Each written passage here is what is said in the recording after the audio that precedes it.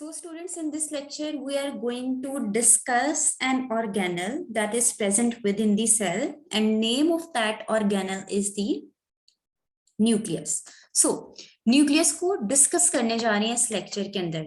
Nucleus सब you have already studied जी. Nucleus क्या चीज है, इसके अंदर जेनेटिक मटेरियल है. अच्छा, कौन सा ऑर्गेनल था that was discovered first? Name of that organelle is the nucleus. When it was discovered in 1833. Okay. Then जी न्यूक्लियस को थोड़ा सा डिफाइन कर लेते हैं. न्यूक्लियस क्या चीज है?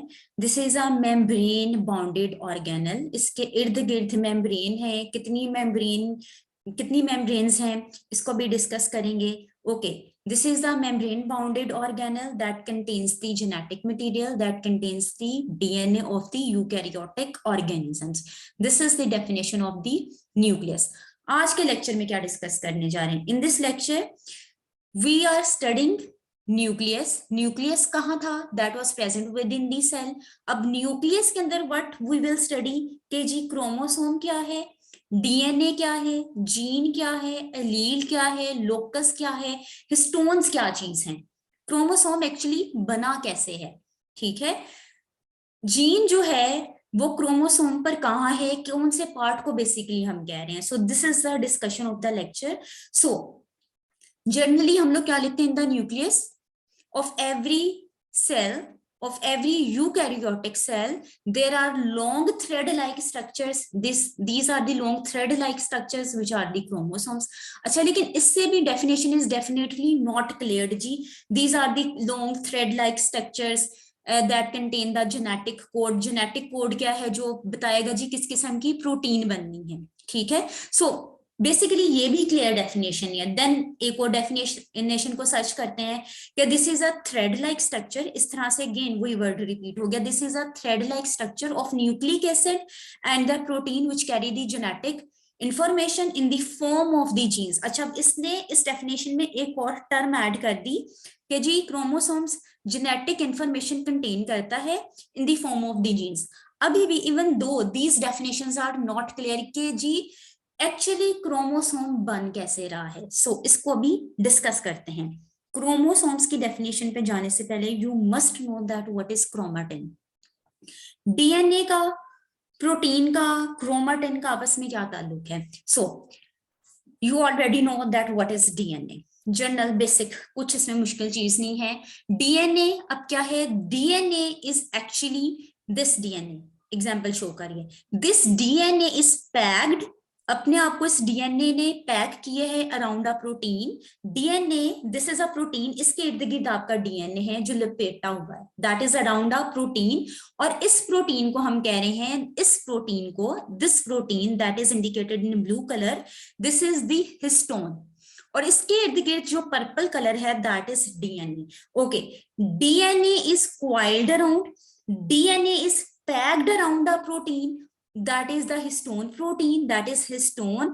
And whenever your DNA is packed around the protein, this will result in formation of the chromatin. So chromatin क्या है? That is combination of DNA and the histone. अब क्रोमोसोम क्या चीज है? अच्छा, अगर ये वाली सारी पैकिंग, इस सारी पैकिंग को हम टाइट कर दें, कंडेंस्ड कर दें, then this will result in formation of the chromosome. So अब आप क्रोमोसोम को कैसे डिफाइन करेंगे? The chromatin further condenses. ये जो क्रोमाटिन है, ये पैकिंग जब फर्दर कंडेंस करती है और टाइट हो जाती है, then this will result in formation of chromosome. Now how you will define chromosome? No doubt these are thread like structures. Each chromosome is made up of the cell that is tightly coiled around, that is tightly coiled many times, condensed है ना, so many times around the protein, the histone. Okay, अब again chromatin को आप कैसे define करेंगे? We have already discussed, it's a combination of DNA and the histone. You can say this is a combination of the DNA and the protein. ठीक है, protein का नाम लेना चाह रहे हैं, this protein is the histone. So chromatin is the complex of DNA and histone. जी, now what is a chromosome? Chromosome is a compacted molecule, compact, condensed, highly coiled का वर्ड जो है आप लाजमी इस्तेमाल करेंगे whenever you are defining the chromosome. So this is the highly compacted molecule of DNA and associated histone या associated protein. ठीक है, this chromatin is just a complex. ठीक है, chromosome is also a complex, but this is a compact complex. This is highly condensed. This is highly coiled. So, अब एक चीज है हमने डिस्कस कर लिया, जो आपका डीएन है that is coiled around histone. अब कोई चीज तभी अट्रैक्ट करेगी when they are oppositely charged. So आपका डीएनए का चार्ज क्या है, हिस्टोन का चार्ज क्या है? जनरल याद दहानी के लिए याद कर लेते हैं जी.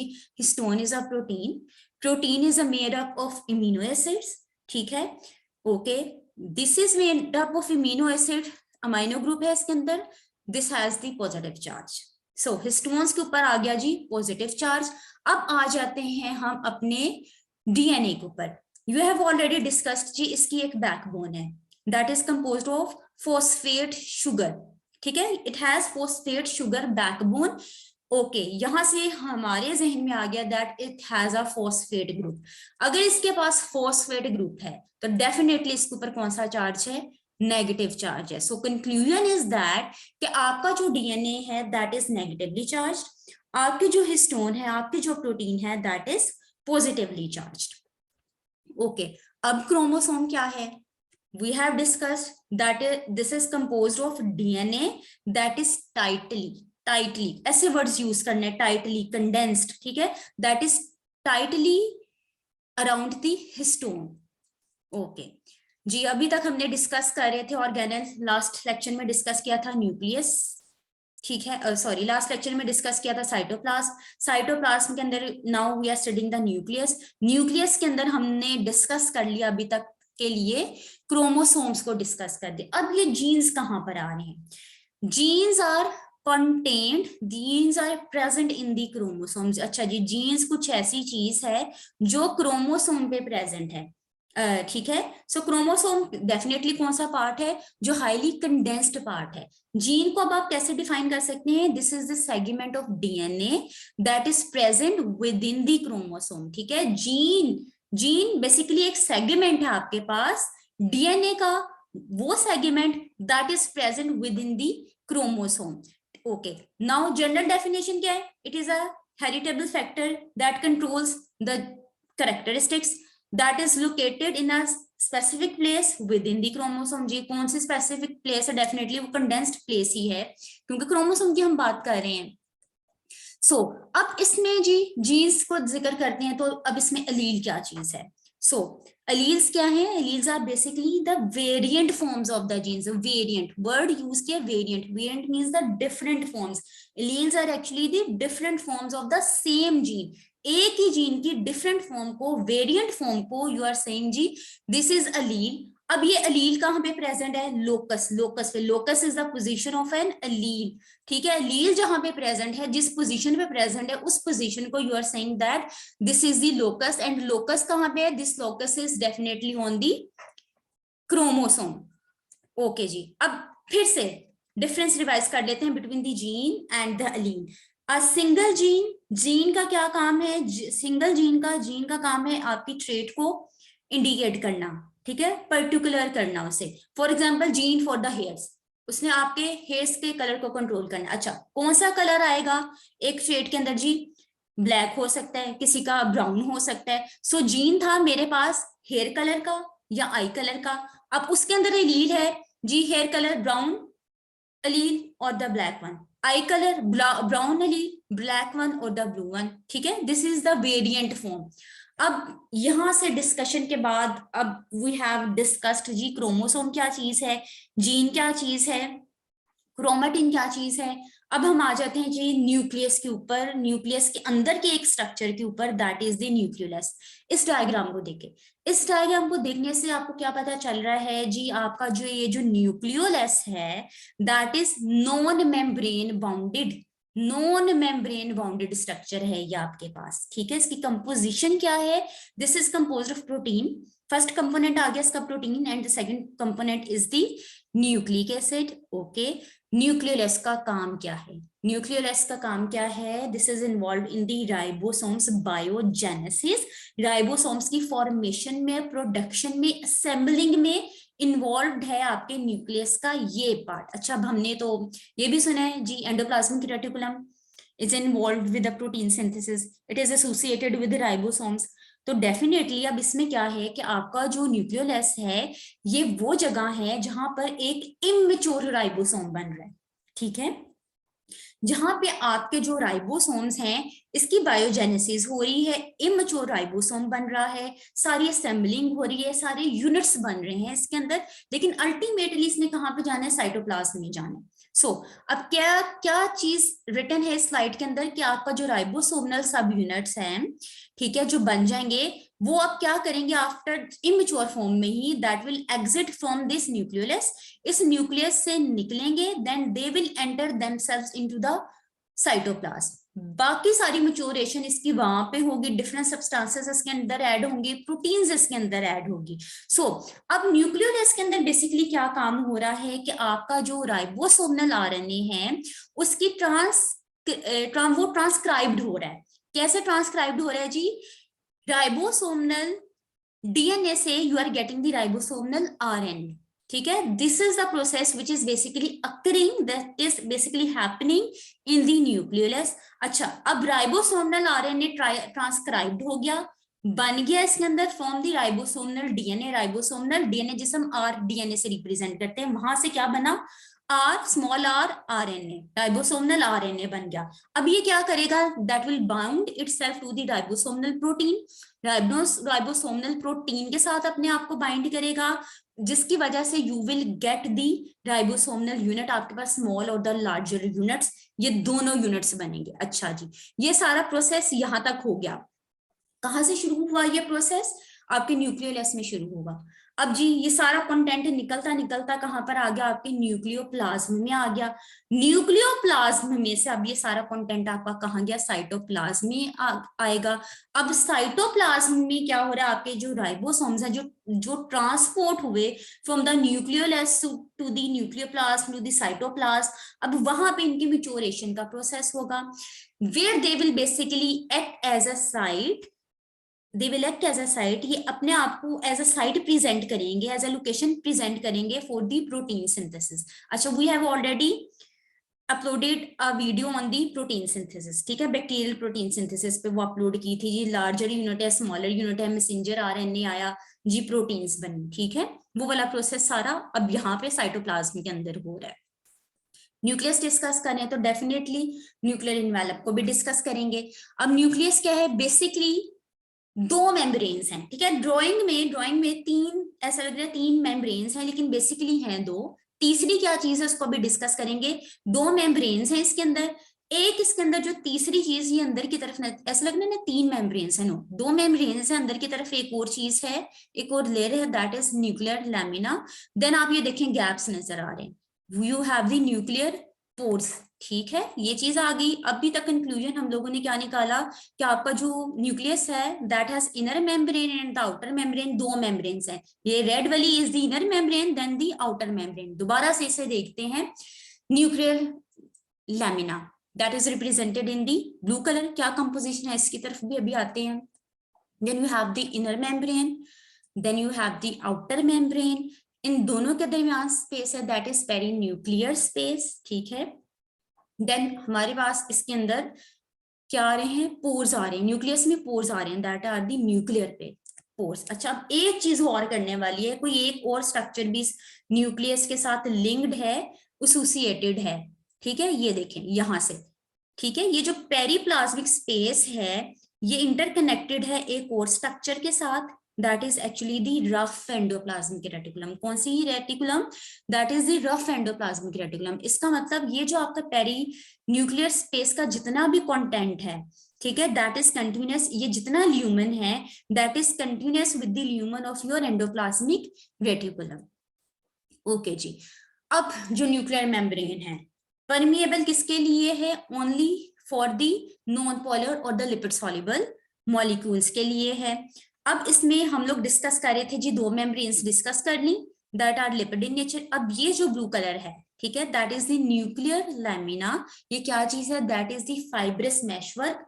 फाइब्रस एक नेटवर्क है that is made up of proteins, जिसका क्या काम है? एक स्ट्रक्चरल सपोर्ट प्रोवाइड करना आपके न्यूक्लियस को, ठीक है। This is the nuclear lamina. ये क्या करे? एक स्ट्रक्चरल सपोर्ट प्रोवाइड कर रहा है आपके न्यूक्लियस को। अच्छा, वी हैव डिस्कस्ड जी, न्यूक्लियस के साथ एक और ऑर्गेनल कनेक्टेड है, एंडोप्लाज्मिक रेटिकुलम है। कौन सा एंडोप्लाज्मिक रेटिकुलम है? That is actually the rough endoplasmic reticulum. So this is easy for your immature ribosomes. आपके राइबोसोम्स के लिए बहुत आसानी है कि जी न्यूक्लियोलस से आए, साइटोप्लाज्म में जाए, साइटोप्लाज्म में से एंडोप्लाज्मिक रेटिकुलम तक उसकी एसेस हो जाए, ठीक है। सो अब फंक्शंस क्या है न्यूक्लियर एनवेलप के? जी एनवेलप है, एक कवरिंग है। डेफिनेटली इसका फंक्शन है कि प्रोटेक्शन प्रोवाइड करना। जितना भी आपका न्यूक्लियस का कंटेंट है, that is very important content, जिसके अंदर आपके पास डीएनए है, जीन्स हैं, उनको प्रोटेक्ट करना, उन्हें सेपरेट करना फ्रॉम दी साइटोप्लाज्म। आपके न्यूक्लियोप्लाज्म को सेपरेट करना फ्रॉम दी साइटोप्लाज्म, डीएनए को सेपरेट करना, डीएनए की प्रोटेक्शन करना from the chemical reactions which are taking place in the cytoplasm. So अब आ जाते हैं differences between the cytoplasm and the nucleoplasm. Very simple, cytoplasm कहां पर है? साइटोसी। Cytoplasm is present within the cell. Nucleoplasm, nucleo-N. Nucleoplasm is present within the nucleus. Covering कौन सी है cytoplasm के अराउंड? प्लाज्मा मेम्ब्रेन की। न्यूक्लियोप्लाज्म के अराउंड न्यूक्लियर मेम्ब्रेन की covering है, नाम से ही न्यूक्लियर मेम्ब्रेन, नाम से ही सेल मेम्ब्रेन। ओके, अब this cytoplasm is present in all cells, सब सेल्स में है। न्यूक्लियस की जब हम बात कर रहे थे, we have already discussed that this is present only in the eukaryotic cells. अब और मेजर डिफरेंस, कुछ और डिफरेंस भी तो होगा ना कंपोजिशन में। फ्लूइड जो पार्ट है आपके साइटोप्लाज्म का, that is basically consist of the chemicals. कौन से केमिकल्स उसके अंदर आ रहे हैं? That is composed of chemicals that contains a number of chemicals, यानी कि एक अमाउंट ज्यादा आ रही है। कंपैरिजन कर रहे हैं कि साइटोप्लाज्म में कुछ अमाउंट ज्यादा आ रही है as compare to the nucleoplasm. किसकी अमाउंट ज्यादा आ रही है? मिनरल्स की। Nucleotide, word I am using is tide. अभी न्यूक्लियोटाइड और न्यूक्लियोसाइड में भी डिफरेंस को डिस्कस करेंगे। न्यूक्लियोटाइड की कंपोजिशन है इसके अंदर, you have amino acids, you have sugars, proteins and the enzymes. अब आ जाते हैं जी न्यूक्लियोप्लाज्म के ऊपर। न्यूक्लियोप्लाज्म हैज स्मॉल अमाउंट, ठीक है, स्मॉल, वर्ड स्मॉल याद रखना है। Small amount of minerals, sugars and the immuno acids, while abundant, large amount में क्या है इसके अंदर? It has nucleoside and the nucleotide as well. अभी इन दोनों का डिफरेंस डिस्कस करेंगे। It has abundance in proteins and the enzymes. Now this cytoplasm is site of ribosomal functioning. जी अब यहां पर आया, मैच्योरेशन हुई, इसने अब सारी फंक्शनिंग करनी है। वाइल न्यूक्लियोप्लाज्म में क्या था? राइबोसोम्स के भी फॉर्मेशन हो रही थी, ठीक है। साइटोप्लाज्म डेफिनेटली एक बल्क है, ठीक है, एक ज्यादा कवरेज कर रहा है आपके सेल की। वाइल न्यूक्लियोप्लाज्म, इसके न्यूक्लियस एक कंपोनेंट है within your cytoplasm, so it forms a small part of the cell. Now what is the difference between the nucleoside and the nucleotide? इन दोनों में डिफरेंस क्या है? न्यूक्लियोटाइड, न्यूक्लियोटाइड के 3 components है। Nucleotide को define कैसे करेंगे? दिस इज अ मॉलिक्यूल, ये एक मॉलिक्यूल है which is composed of 3 components. 3 components कौन से हैं? Nitrogenous base, phosphate group and the sugar.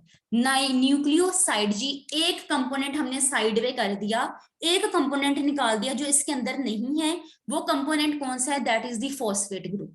सो अब न्यूक्लियोसाइड में एक कंपोनेंट हमने साइड लाइन कर दिया, एक कंपोनेंट साइड में निकाल दिया, एक्सक्लूड कर दिया, that is the phosphate group. अब इसके अंदर क्या बचा? सिर्फ और सिर्फ nitrogenous base and the sugar.